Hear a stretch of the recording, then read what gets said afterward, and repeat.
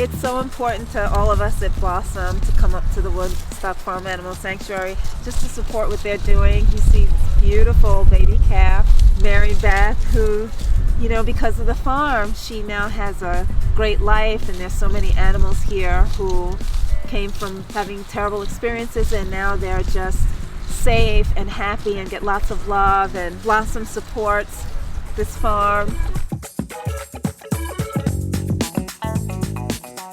As an employee at Blossom Du Jour, it's just amazing really to be up here and to see all the beautiful, healthy and happy animals.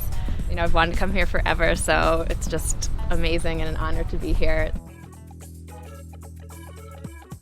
I brought my friend here who was like pretty much on the verge of becoming vegan. Now she's like on it. And I love all the animals, almost cried like 5 times. This has been so much fun, such a very rewarding experience. Meet my friends.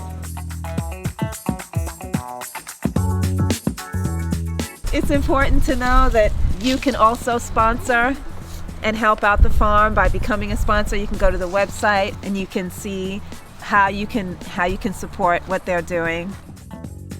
Thank you, Animal Sanctuary. You're doing an awesome job. And I'll see you soon.